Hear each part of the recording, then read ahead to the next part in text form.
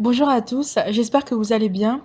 Alors aujourd'hui, on va un petit peu parler de moi, parce que j'ai pu lire les anciennes commentaires sur mes anciennes vidéos où certaines personnes aimeraient savoir un petit peu qui je suis, d'où je viens, d'où je parle en vrai. Donc voilà, je trouve ça aussi important que je m'exprime et surtout que je vous dévoile un petit peu mon parcours au sein des témoins de Jéhovah. Alors pour commencer cette vidéo, ce qui est important de savoir, c'est que moi, j'ai toujours été, on va dire, une petite anarchiste. Une, entre guillemets, une ni Dieu ni maître. J'ai toujours eu confiance en moi. J'ai toujours pensé que l'être humain était capable de réaliser beaucoup de choses positives et importantes pour l'humanité. Donc j'ai toujours cru que l'image de Dieu, la figure de Dieu, n'était qu'une vision de l'esprit pour permettre à l'homme de pouvoir réaliser les choses qu'il jugeait incapables, ou plutôt impossibles. Et ça, je le pensais de mon plus jeune âge. Vraiment, depuis toute petite, j'ai toujours eu cette idée en tête. Je ne croyais, c'est pas que je ne croyais pas en Dieu, mais Dieu ne m'était pas vraiment utile dans ma vie. Et ce qui est drôle et un petit peu paradoxal par rapport à ce que je suis en train de vous dire, c'est que mes parents étaient croyants. Mes parents étaient et sont toujours évangélistes, ils croient en Dieu. Mais dans mon éducation, je n'ai jamais été endoctrinée par mes parents vis-à-vis de la Bible. Ma mère ne m'a jamais mis sur une table, enfin sur une chaise. Elle m'a jamais mis la Bible devant le nez et m'a jamais demandé d'apprendre par cœur tel verset ou tel verset. Mon christianisme à moi a été, on va dire, douce. Mes parents pratiquaient leurs croyances pour eux et pas pour moi. Mais ça n'empêchait pas ma mère de me dire, par exemple, viens, on va à l'église aujourd'hui, on en a besoin. Et je pense que tu en as besoin aussi. Donc j'allais à l'église, c'était pas une église du style messe et tout, c'est une église évangéliste, donc ça n'a rien à voir avec l'église catholique. Donc j'écoutais le pasteur crier, parler, sauter, chanter. Il y avait des groupes de musique, des chorales, enfin bref, c'était vraiment, c'est un christianisme que pas mal de gens ignorent, mais ça existe. Et donc j'étais sensible au discours biblique, mais je n'étais pas chrétienne, je me considérais pas comme croyante. Et un jour, j'ai eu la visite d'une témoin de Jéhovah. En fait, cette témoin de Jéhovah-là, elle connaissait déjà d'autres personnes, d'autres dans mes connaissances. Je vais pas trop préciser par envie de garder, on va dire, mon anonymat. J'y tiens. Donc voilà, des fois, je dirais des choses un petit peu vagues pour ne pas trop en dire parce que je n'ai pas envie euh, qu'on sache qui je suis. Pas maintenant, en tout cas. Et donc, du coup, j'ai croisé en tout cas cette témoin de Jéhovah là chez moi et je l'ai vue, je lui ai dit mais bonjour, enfin qu'est-ce que vous voulez, enfin vous voulez que je vous aide? Elle m'a dit non, on devait faire l'étude avec telle personne, mais finalement vu que tu es là, on peut discuter. Et à ce moment-là, je passais par un moment un petit peu difficile parce qu'en fait, j'apprenais à parler français, enfin j'apprenais le français et je faisais des études compliquées, des études élitistes. Donc j'avais besoin de m'exprimer, enfin de parler avec des gens et surtout, j'avais besoin de faire des pauses. Et donc du coup, quand j'ai vu cette témoin de Jéhovah-là, elle était accompagnée et qu'elle voulait discuter avec moi, je me suis dit pourquoi pas, tiens, c'est l'heure de ma pause, ça va me permettre un petit peu d'échanger et de penser à autre chose qu'à mes études. Et donc j'ai commencé à discuter avec cette sœur-là et on a échangé pendant franchement des heures. Et elle me regarde, elle me dit ah, t'es vraiment une fille intelligente, je pense que on devrait continuer nos études. Et comme je vous ai dit à ce moment-là, en fait, lorsque je faisais l'étude avec elle, cette dame, elle me permettait de faire des breaks, des pauses bibliques, enfin des pauses dans ma scolarité quand elle arrivait, quand je révisais, je savais que lorsqu'elle allait venir, elle allait venir au moment de ma pause. Et donc elle venait toujours au bon moment et euh, on s'est fixé des créneaux pour qu'elle puisse passer chez moi. Donc elle passait de plus en plus. Et un jour, elle est venue avec une autre sœur. Et durant l'étude, j'ai eu l'impression d'avoir été, on va dire, entre guillemets, humiliée. Alors, je vous ai dit auparavant que j'étais anarchiste, mais je suis pas vraiment une véritable anarchiste dans le sens où mes parents sont croyants, donc vous voyez un peu. Et durant la discussion avec ces deux femmes témoins de Jéhovah, À un moment donné, il y en a une qui me demande si je pense que Jésus est Dieu. Moi, je réponds que bien évidemment oui, parce que c'était la croyance de mes parents. Mes parents ont toujours cru que Jésus avait une figure divine. Et elle se regarde, elle se met à rire. Elle se fiche de moi, mais devant ma face. Et bon, j'avale la pilule, je me suis dit, bon, ça sert à rien de s'emporter, et puis voilà. Ensuite, l'une d'elles me demande, est-ce que je croyais au paradis? Est-ce que je pense que je vais aller au paradis? Alors moi, en bon perroquet, je dis, oui, oui, bien sûr, on ira tous au paradis. Je répète ce que mes parents m'ont toujours enseigné, sans vraiment y croire, hein. Je lui dis, oui, on ira tous au paradis, et puis quand on sera tous dans les cieux, enfin, je leur parle d'un paradis céleste. Et là, elle se re-regarde, elle re-rigole. Et là, je me suis dit, bon, je vais arrêter de m'exprimer parce que j'ai l'impression que ces deux guignols vont vraiment m'énerver. Et donc, du coup, elle me regarde, elle me dit, mais tu sais que le paradis sera terrestre. Et c'est là que la conversation a commencé à devenir intéressante. C'est là que les témoins de Jéhovah ont attiré, on va dire, mon attention parce que ces femmes-là, ces deux filles, étaient en train de m'apprendre des choses que j'ignorais. Et lorsqu'on m'apprend quelque chose d'intéressant que j'ignore, alors là, c'est impossible que je revienne en arrière. C'est impossible que je passe à côté de cette information qui était juste, que je trouvais juste énorme. Et au fur et à mesure qu'elle décortiquait, entre guillemets, mes pauvres connaissances bibliques que j'avais, je la trouvais de plus en plus intéressante parce que j'avais enfin devant moi quelqu'un qui pouvait contredire mes pensées, contredire ma croyance, contredire, défaire tout ce que j'avais construit durant mon enfance. Et ça, je trouvais ça intellectuellement, on va dire, stimulant. Et je lui ai dit, un jour quand elle est arrivée, un jour quand on a fini l'étude, je lui ai dit, écoute, t'es mon enseignant, entre guillemets, tu m'enseignes des trucs un petit peu bizarres, enfin, que je n'avais jamais prêté attention dans la Bible. Mais moi, j'aimerais savoir qui t'enseigne, en fait. D'où tu sors tout ce bullshit là, enfin, je lui ai pas dit comme ça, mais je lui ai dit: «Tout ce que tu m'enseignes, j'aimerais bien le savoir» parce que moi, jusqu'à aujourd'hui, je n'ai jamais donné beaucoup d'espoir en un Dieu et là, tu arrives chez moi, tu me parles d'un Dieu soi-disant qui s'appelle Jéhovah et qui va me sauver, enfin, et qui t'enseigne tout ça? Elle me dit: «Bah, c'est une très bonne question, tiens, je t'invite, à notre prochaine réunion, ce serait cool que tu viennes et je trouve ça, enfin, c'est vraiment un moment opportun pour toi pour enfin passer, à un autre niveau. Je lui dis: «OK, super» et donc le jour J venant, elle est venue me chercher et donc je suis partie pour la première fois à la salle du royaume et lorsque je suis arrivée dans la salle du royaume, je suis tombée de haut. Premièrement, autour de moi, je voyais des gens hyper bien habillés, jupes élégantes pour les femmes, costumes cravate pour les hommes. Je me suis dit: «Waouh, enfin, on est où? Dans un meeting, avec, le président Macron ou c'est comment?» Autour de moi, j'ai des hommes politiques ou j'ai des croyants, des chrétiens? Je ne comprenais plus rien, je ne voyais plus clair. Comme dirait le président Mobutu: «Je ne voyais plus clair» et donc du coup, je vois ces gens-là bien portants, bien habillés, je me suis dit: «Ah ouais, où est-ce que je suis?»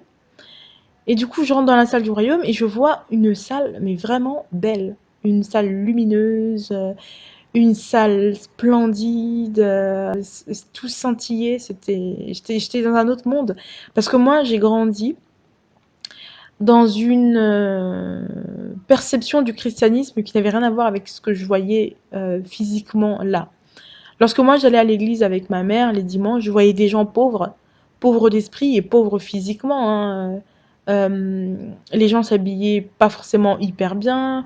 Il y avait des personnes qui étaient mal portantes, qui avaient le cancer, d'autres qui avaient le sida. Les gens, ça se voyait qu'ils venaient à l'église pour chercher Dieu. Les pauvres, ils venaient vraiment pour trouver le peu de choses qu'ils pouvaient trouver chez le pasteur. J'avais l'impression que les témoins de Jéhovah étaient des personnes bien portantes qui n'avaient pas de problème en fait. Tu dis mais ces chrétiens-là n'ont pas de problème. Alors que c'est pas forcément vrai. Mais en tout cas, c'est la première image qu'il m'avait renvoyée. Et du coup, à la fin de la réunion, je rappelle que durant toute la réunion, je bâillais, je m'ennuyais, je me suis dit, mais où est-ce que je suis, quoi? Tout était lent. Moi, j'avais l'habitude, quand j'accompagnais ma mère à l'église, par exemple, d'écouter des chants, entendre des gens parler, crier, enfin, c'était vivant tout le temps.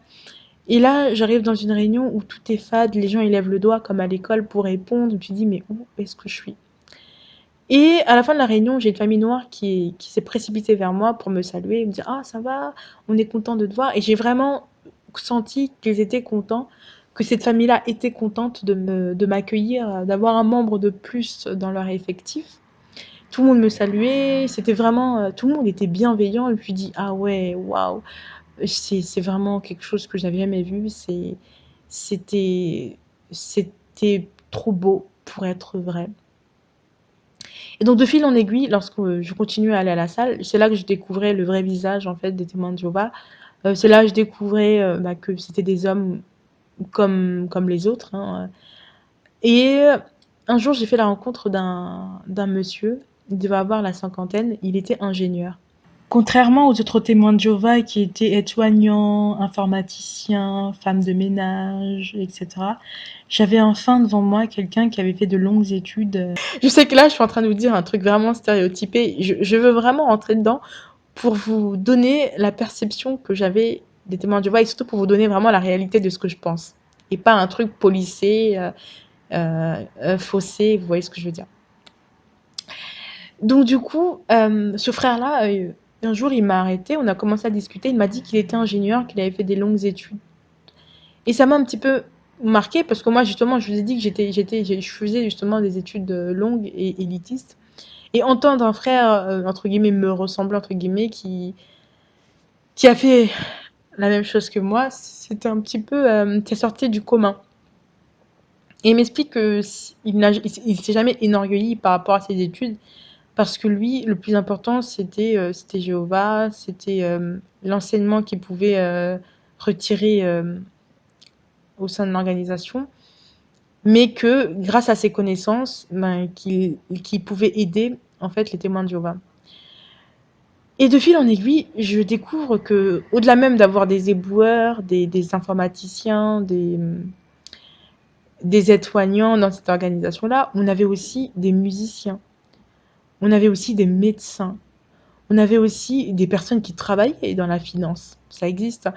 Et donc, toutes ces personnes-là se retrouvent sous, on va dire,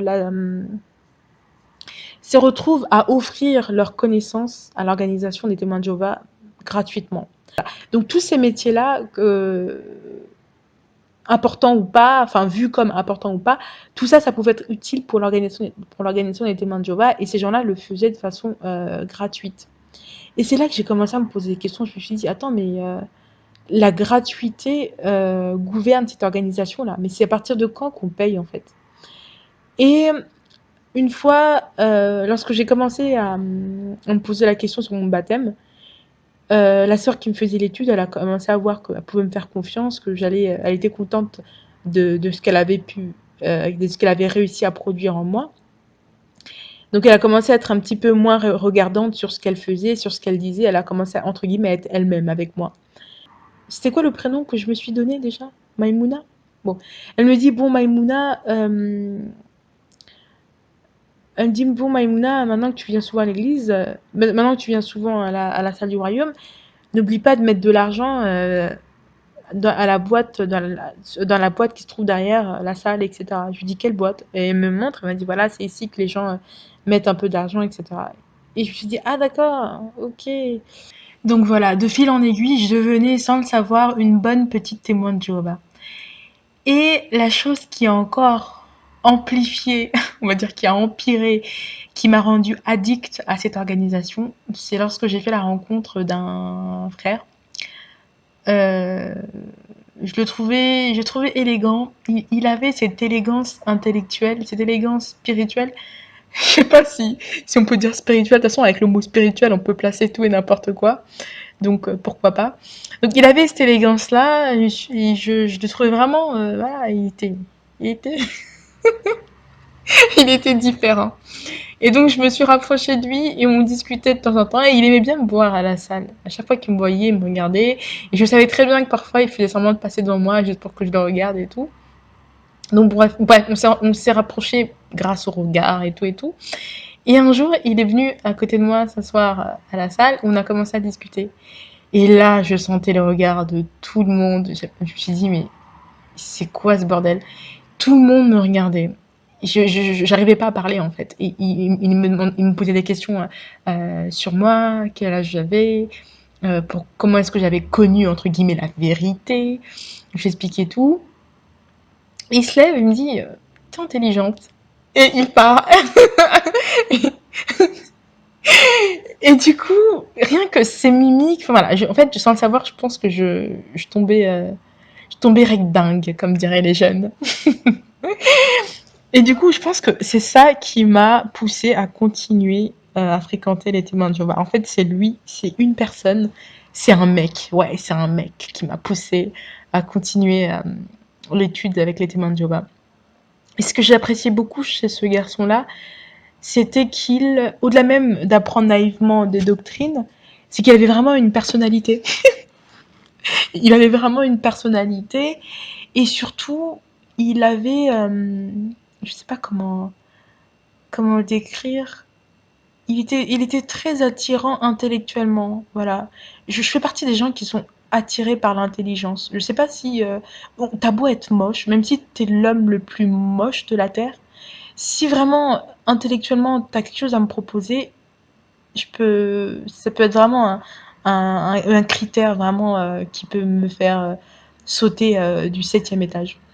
Et donc du coup, j'ai sauté du septième étage et on a commencé à parler. Et je pense qu'on a commencé à se fréquenter même en dehors des réunions. Et en fait, il me demandait de me baptiser. Il me dit, mais quand est-ce que tu te baptises? Ce serait bien que tu te baptises et tout et tout. Moi, j'étais un peu lente. Je me suis dit, maintenant, pas maintenant, pas maintenant, je suis pas prête. Et puis tu sais très bien que si je dois me baptiser, ce serait pas pour Jéhovah, c'est plutôt pour toi. Parce qu'en fait, à chaque fois que je faisais, ce que j'ai oublié de dire, c'est qu'à chaque fois que je faisais mon étude, toujours je contredisais celle qui me faisait l'étude, ma mère spirituelle. À chaque fois qu'elle me disait un truc, tiens, est-ce que tu peux essayer de comprendre le raisonnement sur les 144 000. Tiens, ça fait 10 fois que je te dis que Jésus n'est pas Dieu, mais tu fais du forcing, pour toi c'est Dieu, juste parce que tu as lu dans 1 Jean 1, voilà. Voilà, je me battais avec ma mère spirituelle et en fait, la personne qui me faisait l'étude, elle disait, même si j'étais rebelle dans les enseignements, elle était persuadée qu'un jour ou l'autre, j'allais me baptiser. Et donc, le mec que je fréquentais, ben, les fréquentations sont devenues, on va dire, de plus en plus sérieux. Et, et il me plaisait vraiment. Je suis vraiment, je pense que je suis tombée amoureuse. Je sais pas si c'est un grand mot, mais oui. Mais je pense il était tombé davantage, il était plus amoureux que moi. Je ne l'étais de lui. Et toujours, il me disait quand est-ce que tu veux te baptiser, malgré que quand on avait des discussions, parfois, ça m'arrivait de lui dire, attends, mais tu crois vraiment à ça? Tu crois vraiment tu crois vraiment qu'il y aura une petite partie des humains qui vont travailler avec Dieu dans les cieux et que l'autre partie restera sur terre? Enfin, tu crois vraiment à ça? Tu crois vraiment qu'on va construire nous-mêmes nos maisons? Il me dit, mais si, lis Apocalypse. Enfin, bref, il y avait tellement d'arguments. Enfin, je lui proposais mes arguments. Je faisais tout pour entre guillemets, le ramener à la raison. Mais il voulait pas m'écouter. Et malgré ça, il voulait pas non plus qu'on se sépare. Donc c'était un petit peu... je l'épuisais. Je l'épuisais spirituellement. Et un jour, il a fallu que je déménage. Je dirais pas la raison, mais un jour, il a fallu que je change de ville et que je le quitte. Et puis là, il est venu pleurer devant chez moi. Je lui dis, écoute, il te fait un tout et pour moi, j'étais passée à autre chose. Et aussi, je pense que derrière ça, j'avais perdu un petit peu mes sentiments envers lui. Et j'étais surtout obsédée par mon avenir, par ce que j'allais devenir. Et ce qui m'a poussée, on va dire, à partir, parce que j'aurais bien pu rester, c'était qu'un jour, euh, une sœur m'a dit, en fait, toi, Maïmouna, Tu fais quoi comme étude? Je lui explique ce que je faisais et que ça allait prendre du temps pour finir. Elle me dit, mais c'est quoi ton objectif? C'est tes études ou c'est Dieu? Il faut que tu choisisses, hein. Tu peux pas servir de Dieu. Et elle commençait de plus en plus à mettre la pression par rapport à mes études et elle commençait à remettre en question, on va dire, ma fidélité envers Jéhovah. Et elle n'était pas la seule. Elle n'était pas la seule. Je voyais en fait chez les sœurs, il y avait comme une ligue qui se créait contre moi pour vraiment savoir pourquoi j'étais là, quoi. Au début, elles étaient chaleureuses, ces femmes-là, elles étaient super chaleureuses avec moi, super gentilles, elles venaient me chercher pour aller à la salle et tout. Et de fil en aiguille, en fait, leur masque tombait. De fil en aiguille, leur masque tombait et elles dévoilaient en fait leur vraie pensée, quoi. Elle me demandait, elle m'harcelait par rapport à mon baptême. Elle m'harcelait par rapport à la relation que j'entretenais avec ce frère-là. Lui, bien sûr, il mentait, hein, il se couvrait, il disait ah mais il se passe rien. Vous croyez vraiment que je vais fricoter avec une fille du monde? Enfin bref, je le laissais dire ça parce que si ça pouvait le protéger, le pauvre, ça me dérangeait pas. C'était son jeu à lui. C'est pour ça que je vous dis que tous les témoins de Jéhovah que vous voyez à la salle, tout le monde n'est pas vous n'êtes pas au paradis en fait. Si vous avez en face de vous des êtres humains faillibles comme vous, en fait, ils sont pas supérieurs à vous. La seule différence qu'il y a entre eux et vous, c'est que eux, ils ont été endoctrinés et que vous êtes nouveau et vous n'êtes pas encore endoctriné. Vous avez encore votre libre arbitre et votre possibilité de remettre en question les enseignements en fait. C'est tout. Eux, ils ne remettent plus en question les enseignements. Ils sont les enseignements. Vous comprenez? Et donc du coup, je commençais de plus en plus à avoir beaucoup de pression par rapport à ma vie privée, par rapport à mes études, par rapport à mes fréquentations, par rapport à ma vie amoureuse, par rapport à mon baptême. Et donc je suis quelqu'un, j'ai du mal à faire semblant, j'ai du mal à me mentir parce que c'est quelque chose qui se voit, qui s'entend et qui se sent chez moi. Donc à un moment donné, je leur ai dit, un jour quand je faisais l'étude avec une sœur, je lui ai dit, bon écoute, je vais pas me baptiser.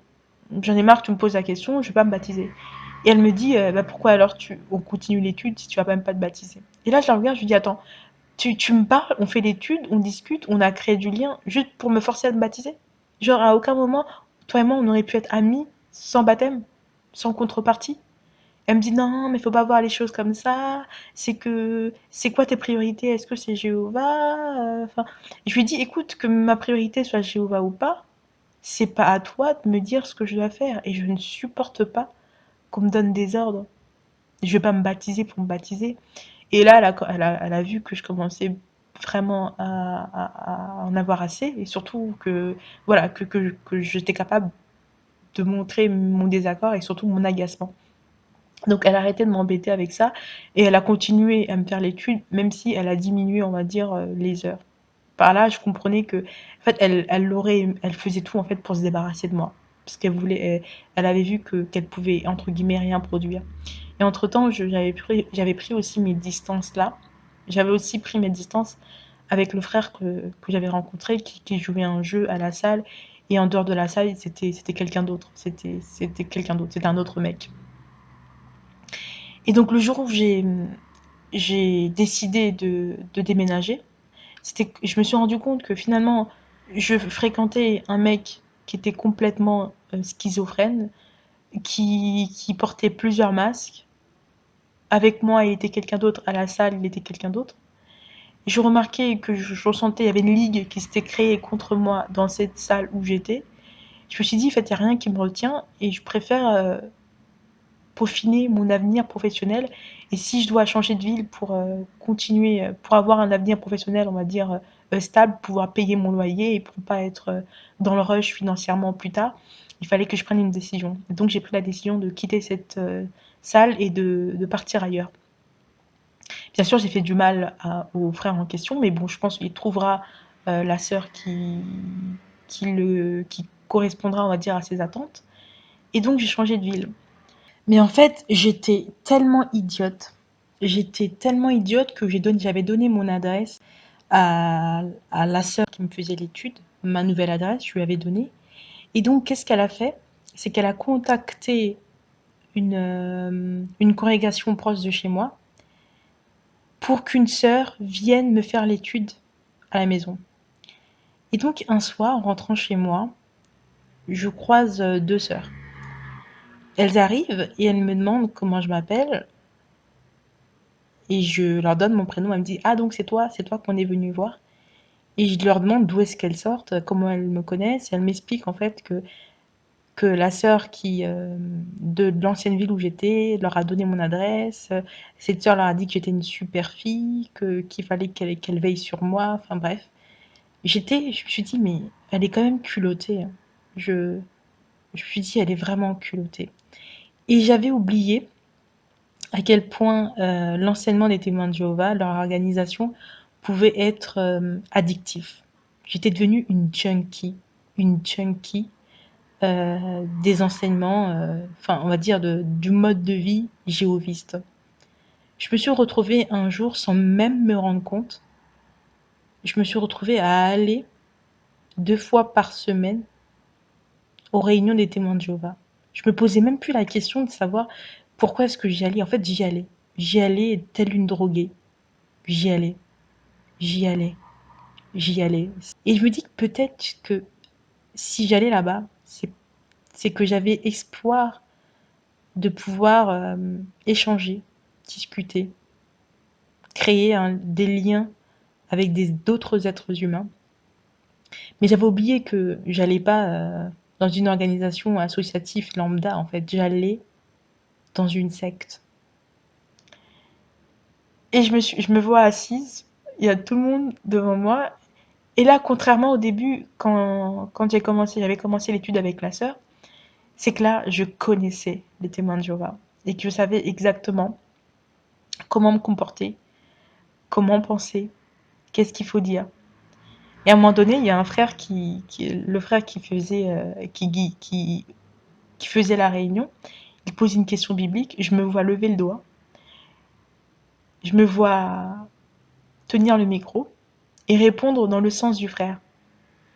Sans le savoir, en fait, j'étais devenue une bonne témoin de Jéhovah. Sans le savoir, cette organisation avait réussi à capturer en moi quelque chose que pendant longtemps cru, j'avais pensé que personne ne capturerait cette chose-là, c'était ma foi.